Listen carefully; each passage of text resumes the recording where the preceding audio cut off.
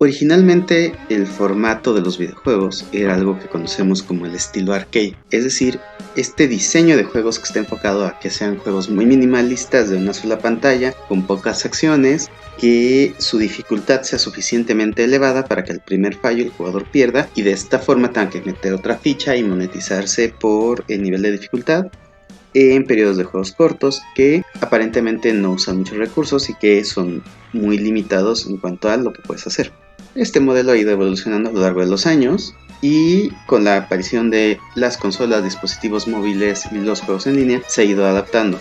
Ha ido integrando juegos multijugador, ha ido integrando otros elementos y se ha ido enriqueciendo. En 2018 un estudio brasileño con esta filosofía de generar un juego viable pensó en un juego tipo arcade que pudiera ser suficientemente profundo para que fuera interesante y apelar al público, pero suficientemente minimalista para que fuera una producción viable.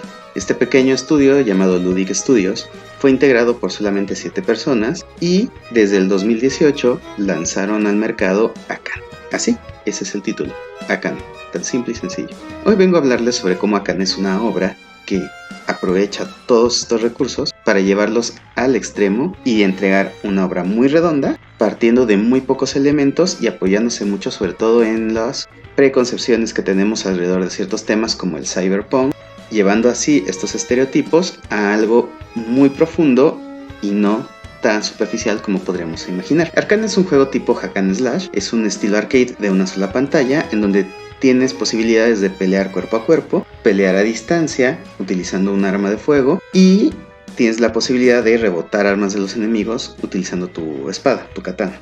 Al ser un juego tipo arcade, tiene también movimientos especiales, ya sea que te los otorguen por la habilidad del arma o porque vas juntando y llenando una barra de poder especial.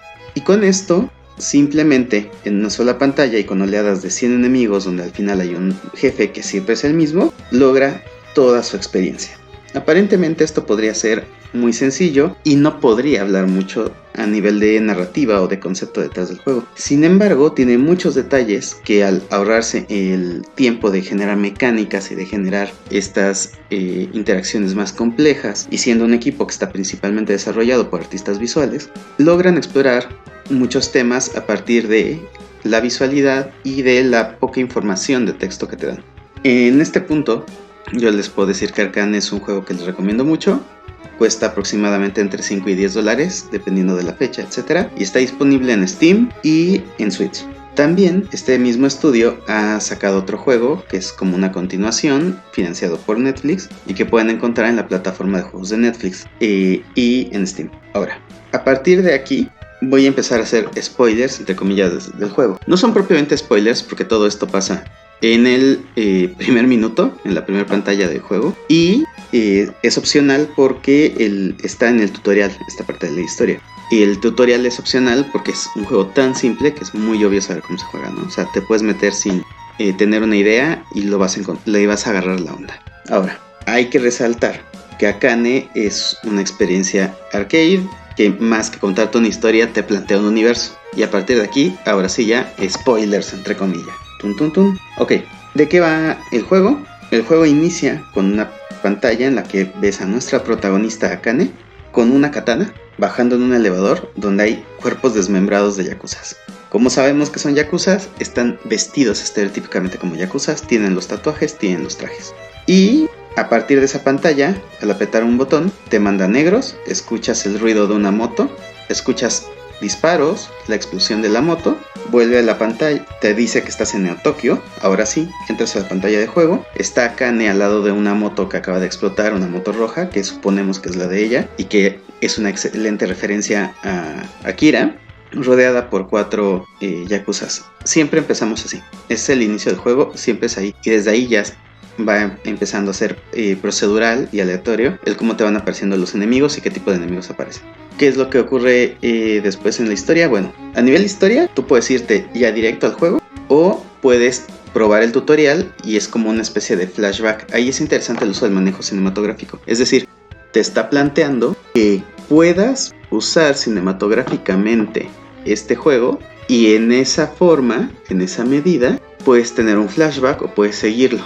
Si tienes el flashback del tutorial te va a llevar al entrenamiento de una Akane preadolescente, no es tan niña, pero ella es como preadolescente, en donde te enseñan a usar la espada y ves que ya la entrenan en una especie como de dojo de espadachines japoneses muy tradicional. El ambiente es muy tradicional, muy lo que esperábamos de un Japón rural, y ya te regresa. Ahí ya te está poniendo el contraste de este personaje que tiene esta sabiduría ancestral, creció en este contexto de bosquecito, de una vida rural, del camino del samurái como lo entendemos, y todo este estereotipo que tenemos alrededor de estas figuras del Japón feudal y del su sistema de honor.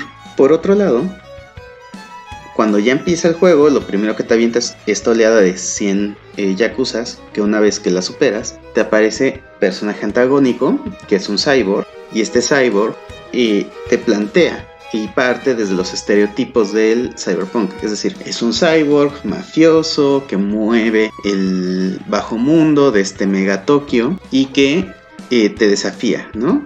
Y empieza esta lucha entre la tradición que representa a Akane, esta tradición decadente y muerta, porque también Akane ya usa armas de fuego, y esta lucha entre el cyborg. El cyborg, además, pues al ser cyborg no lo puedes matar de un solo golpe, como a los demás enemigos. Tienes que hacer una interacción más compleja. Lo que te dice el cyborg es, bueno, no sabes con quién te metiste, y lo que responde Akane es, bueno, sí, es cierto, y pues yo también voy a morir aquí esta noche, pero me los voy a llevar a ustedes conmigo. Y te plantean así todo el universo. A nivel narrativo, eso es todo lo que hay de texto, de diálogo. Y ya te está planteando esta visión del cyberpunk, de la ciudad corrupta, de la decadencia total de las tradiciones y los valores culturales, y un último intento de revolución que además ya sabe el protagonista que es una revolución fallida, o sea que no va a ganarla, que simplemente desfogar sus pulsiones, que simplemente una salida para atrasar lo inevitable que esta sociedad cyberpunk va a consumir a la ciudad. Ahora, a nivel visual la narrativa se vuelve más compleja porque hay muchos elementos alrededor del escenario que te están dibujando la ciudad. Tú puedes ver lo que parecían ser trabajadoras sexuales en el fondo, puedes ver chicos en arcade jugando muy al estilo de cómo visualizaban el cyberpunk en los 80s, que es un buen guiño, y también vemos la pobreza de la ciudad, es decir, vemos estos neones, los hologramas que hay alrededor del escenario, androides que son como la iluminación de la ciudad, en lugar de lámparas fijas, son como una especie de drones, y alrededor vemos las casas, súper saturado de viviendas, con alta pobreza y marginación, las personas en el techo observando el espectáculo de los yakuzas, con la ropa tendida, con antenas de televisión, con cables, con todo lo que es esta pobreza y esta marginalidad del mundo tecnológico. Basura, puestos de comida rápida, instantánea, noodles, lo tiene todo. Cae mucho en el estereotipo, cae mucho en estos clichés, en estos lugares comunes, pero lo maneja súper bien, porque te está planteando ya una historia en donde, como les comentaba, puedes ver el conflicto entre los valores tradicionales y la hipertecnologización de la sociedad, en donde puedes ver el conflicto de una niña que tiene la pérdida de la figura paterna y cómo se desemboca esto a una violencia en la sociedad, y a través de Akane, en su experiencia personal, podemos entender cómo debe de ser la experiencia cotidiana de la vida ahí, ¿no? Es decir, ella es un caso extraordinario porque es una espadachín muy sofisticada, pero suponemos que los huérfanos, porque los yakuzas hacen una ejecución, no es algo tan raro en ese universo, y podemos ver en el escenario muchas situaciones donde observamos personajes que nos remiten a figuras del cyberpunk muy estereotipadas. Por ejemplo, hay como un detective que te está observando pero no se involucra, y situaciones así. Es muy interesante el juego, la jugabilidad es muy buena, o sea, puedes pasar horas ahí. Tal vez en una sesión puedas estar 1 o 2 horas, pero posteriormente puedes jugar cada día un rato de esto y el juego se sostiene, te da retroalimentación. Yo suelo ser muy malo en los juegos de acción, es decir, mi destreza no es tan buena como me gustaría, pero he logrado sacar gran parte de los achievements. Le he metido mucho tiempo para hacer un juego arcade, obviamente mucho menos que a un Zelda, por ejemplo, pero para hacer un juego arcade le he metido básicamente unas 20 horas. Y en el sentido de que saques los achievements, los primeros son viables, muy fáciles, y te dan las recompensas más interesantes porque te permiten mejorar la jugabilidad y darle más variedad. Después de esos achievements no sé qué haya porque no los he logrado sacar, pero por ejemplo ya tengo todos los tipos de espadas que hay en el juego, que es la mecánica central. Y los demás achievements que me faltan son achievements que estoy seguro que le van a dar más rejugabilidad, pero intervienen menos en la forma de jugar, ¿no? Y ya tengo un arma estándar, un arma que da de fuego estándar, un arma de fuego que es mucho más agresiva y causa mucho más daño por una cadencia de fuego más lenta. También ya tengo un arma que es una cadencia de fuego muy rápida, pero causa menos daño. Y ya puedo hacer distintos modos de jugabilidad. Está súper interesante en ese sentido. Es decir, puede ser un personaje que golpea durísimo a los que tenga cerca, pero después tiene un rato de recarga para que pueda volver a hacer sus acciones. O puede ser súper ágil, dar varios golpes, pero estos golpes ser mucho menos contundentes, y si no son suficientemente exactos te metes en problemas, lo cual significa que en un marco de reglas muy limitado genera una posibilidad enorme. Y bueno, eso es todo lo de esta semana. La próxima semana regreso dándole continuidad a los temas sobre desarrollo de juegos que estoy intercalando con estos temas sobre análisis cinematográfico y análisis de juegos, que son también muy interesantes porque nos permiten tener un contexto más amplio, ¿no?